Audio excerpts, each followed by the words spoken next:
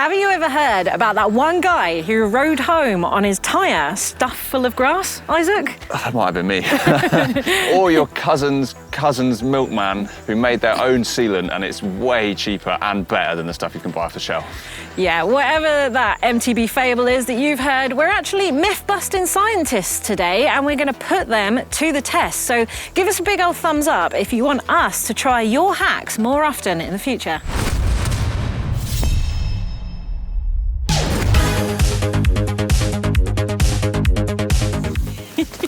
Right, we're dressed for the occasion. I'm very scientific. You're very safe. Yeah. And today we're going to find out four tests, four That's true, experiments. four, yeah. So first one, we're going to stuff our tyres with grass, or a tyre, see whether we can make it home. There's lots of ferns and nice springy stuff. We're going to mix up some sealant. We've got some exciting different ingredients for that. So homemade. Straight, obviously, from the chemical lab of Anna. Yeah. We are going to disengage a chain using just a shoelace stuff found about my person. Don't worry, I've got one. Great. And we are going to cover a bike in tape to see if it can shed the mud more efficiently. Yeah, and keep the weight down. So stay tuned, and we're going to figure out whether it's fact or myth. Let's go.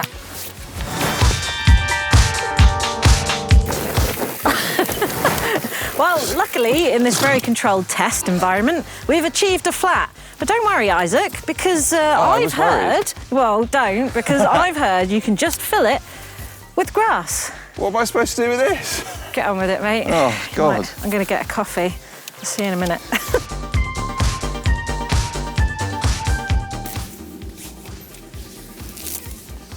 Oh. We said stuff with grass, not stuff with moss and mud. Anna, am I allowed to use ferns? I feel like they really give the nice progressive feel I want in the front tyre. Do it. Oh, thank you. As a GMBN viewer want to sponsor a fern, you can find the link in the description for this video below. So the theory goes that if you get a puncture that you can't fix, you can just stuff your tyre full of grass and maybe ferns for that more progressive feel, kind of like a spontaneous biodegradable tyre insert. But let's see if that actually works.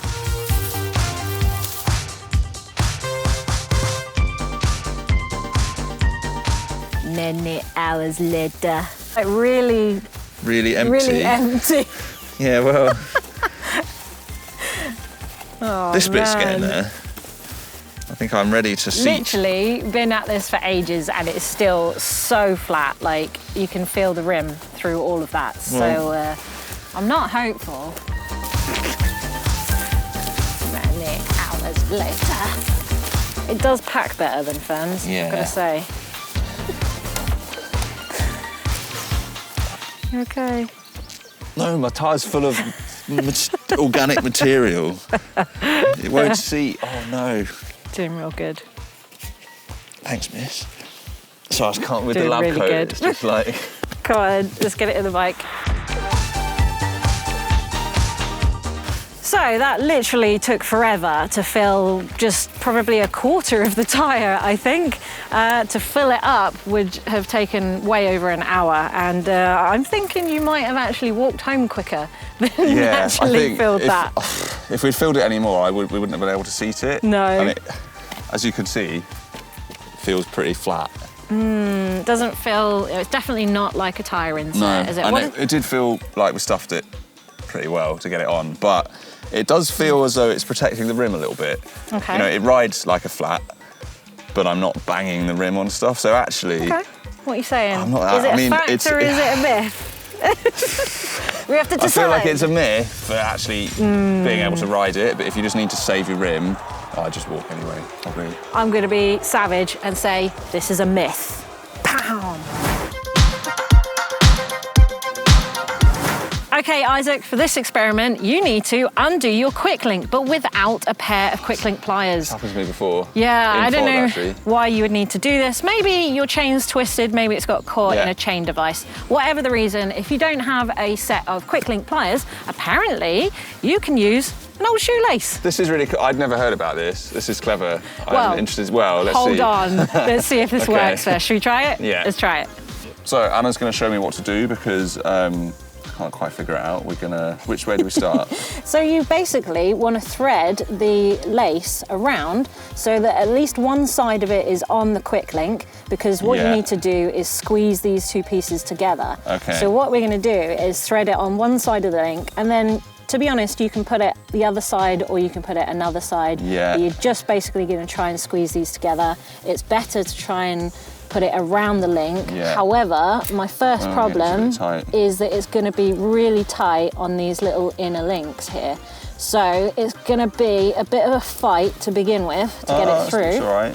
I can see, yeah, it will be easier through here, but then it's going to be hard to stop that link articulating when you squeeze it. Yeah. And just squishing in on itself and folding, so we've got one side, get a good grip on that, and then cross them over at the top, and then the theory goes, we just pull. Oh, right, let's see.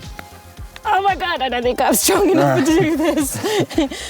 I wonder if you could tie it to... Oh no, because... You want to try? Yeah, I can give it a Come go. on then. Safety dummy, give it a go.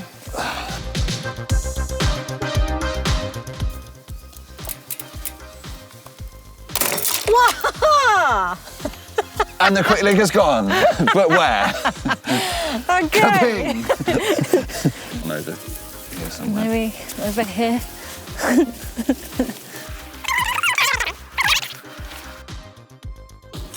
Are they both gone? Oh, I found half of a link. Oh. Ta-da, one half of a link. Twisty, twisty. And then there's like an inner. Oh, I see it, look. Sweet. Okay, so that is actually fact. It did work, although I'm not sure I'm getting home again because that link just went flying and I've lost the inner roller. It was a... But it did work. It did work, sort of, yeah. The problem with that was I didn't feel any... there was no warning, there was no tactile feedback in like, oh, it's popping. It just went, as you saw. Yeah, explosion. But it does work. Yeah, and Too well. I do think this can be useful. You've had a situation when you would have used this. Yeah, there was a time, so I had a little trail mini tool with me with a chain breaker, but as we know, with a lot of modern 11, 12-speed chains, the pins don't really push back in super well because of the way they mushroom, so I needed to fix an emergency drivetrain failure, make my bike single speed, need to shorten the chain and rejoin it. So I managed to pop the quick link with my hands, but it took a long time and it did hurt my thumb. Yeah. So if I'd been able to cut my chain with the chain breaker, then use the quick link again, yeah, you would have kept that shoelace, intact. and then I would have lost my quick links, so... Yeah, and then you might not have got home anyway. Yeah. But I'm going to go with fact. So for our next experiment, we're going to try homemade sealant. So does this equal this, Isaac? What have we got here? What we have is liquid latex, which acts as the sort of glue, plugs the holes. We have antifreeze, the anticoagulant to stop that going off when it's still in the tyre. And we have cornmeal, coarse. Like maize meal, which acts like platelets in your blood. It clogs up the holes just with a physical lump.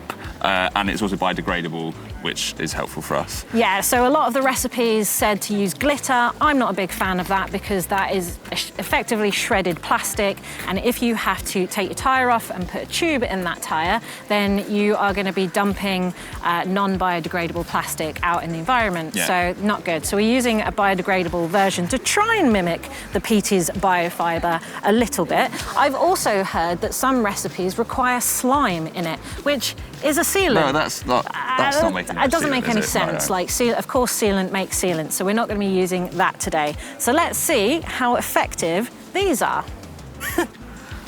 Oh, it stinks. Oh yeah, lovely. That's really bad. So the formula for this, I believe, is 2 parts water, so 1 part liquid latex, 1 part antifreeze. Yep. I've got about 100 ml, so I'll go in with 50 of this. Oh, it's weird. Oh. I don't know if that's work. That looks bad. Well, put that in there. 1 part that as well, please. And then... Cornmeal, there's no proportions really laid out, just enough for a nice something that looks soft finish on your pie. Looks good. What are we saying? Maybe a bit more? You think about how much there is in PEs. Oh, you reckon? Yeah. All right then. And can you chuck me the lid for this? Because it's disgusting. It's a biohazard. It's actually covered by Kosh and Ridor.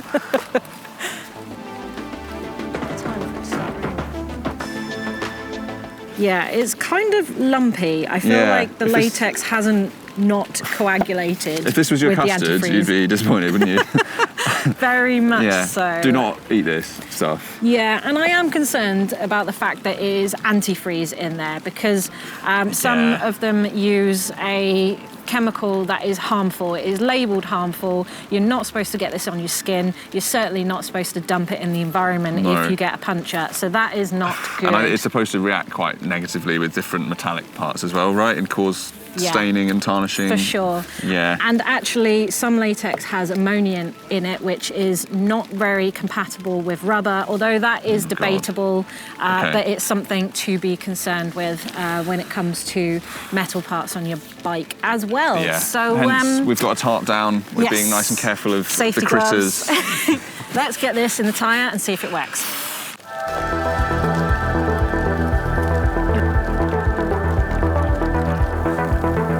French kitchen thing.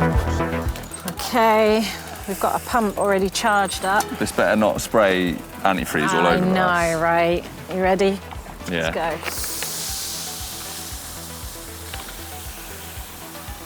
We're kind of up. Yeah, it's seated. Let's get some extra. That lovely bang.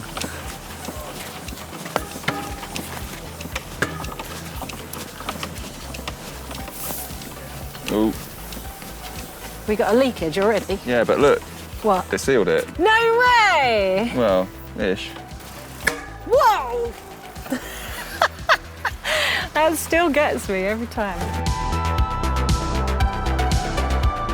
So we saw it seal around the bead using this sealant, but is it going to survive the nail test? I'm actually a bit nervous about this. Did anything happen? No. Just bent the nail. No, it punctured it. It punctured it. All right, well, I'll keep going. Survived one puncture. Let's just keep going. I'll go over the big chunk of nails next time.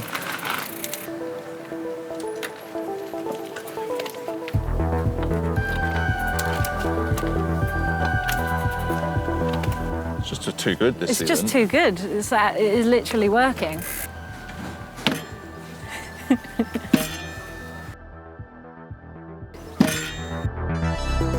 We're doing our best to puncture this wheel. I've rolled across the nail board a couple of times, but it's sealed. But the holes were pretty small. Yeah. So now it's getting serious. Yeah, we got a Pete's hole shot and see if we can plug it and see whether it seals or not. I have to stab it. Yeah, go on then. You ready? Okay.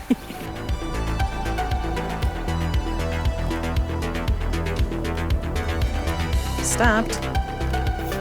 Ready? Turn it to the bottom. Legit. It's legit. Let's have a look. Ta-da! Looks like cornmeal and ammonia. My favourite. So I think this is kind of a fact because it has sealed the smaller holes, and this one isn't sealing so good. It was a big hole, to be fair. I do think it will seal with a plug, which is much similar to most sealants. However, I am quite concerned with the chemicals that we are using today. It's a bit unsafe, for this. Really, isn't it? It is unsafe. It's not very environmentally sound, and it also cost me about the same as buying the PT's biofiber sealant anyway. So yeah, it's a fact, but it's not really a win, is it? No, I think that's the right way to put it.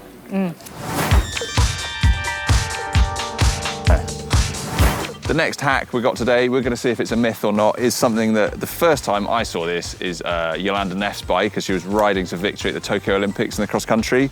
And what you do is have a tape baffling on your down tube in a kind of flappy pattern that we'll demonstrate in order to stop mud adhering to your bike too much, to save you weight when you've got a really filthy, sticky, muddy race. And then once it's clogged up, much like a goggle tear off, you can rip it off and get rid of all that weight as well. So for this experiment, we're going to weigh each of our bikes clean, and then I'm going to add some hazard tape into a baffle formation on the down tube of one of the bikes, and then we're going to go and ride through that disgusting puddle over there as many times as possible to try and add mud to our bikes. Then we're going to see who has gained the most weight with that mud. Okay, 13.9. Let's see how much this weighs now. Spotless is 14.4.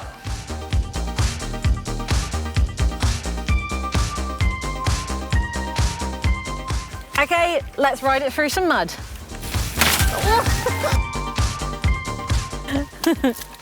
It's actually quite smelly, this.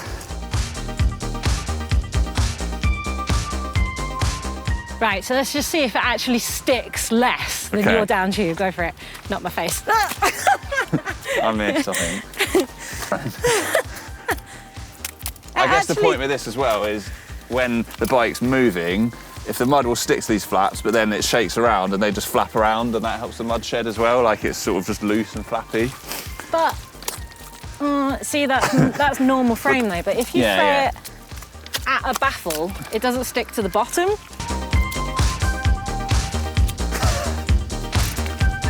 Huh, that actually works. Yeah. You landed F, mate.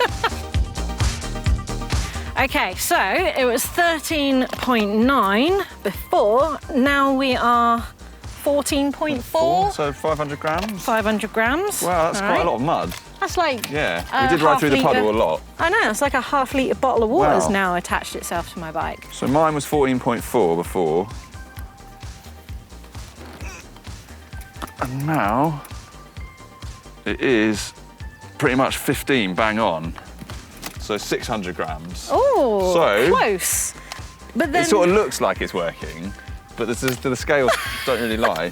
No, they don't lie, because I thought the mud baffle actually gathered more mud than it saved, but it looks like it might actually be a hack. I think it's fact. Boom. Wow, I don't know. What do you guys think to the experiment that we did today? Would you be trying any of these homegrown hacks yourself? And I feel like we should do a part 2. Yeah, I feel like there's so much more that we could tap into with this. For sure, we need to try your hacks, so let us know down in the comments below now if there is a hack that you have heard from your cousin's cousin or the milkman, and that we need to try now. Let us know down in the comments below, and we'll see you again for part 2 maybe of myth busting. Bye.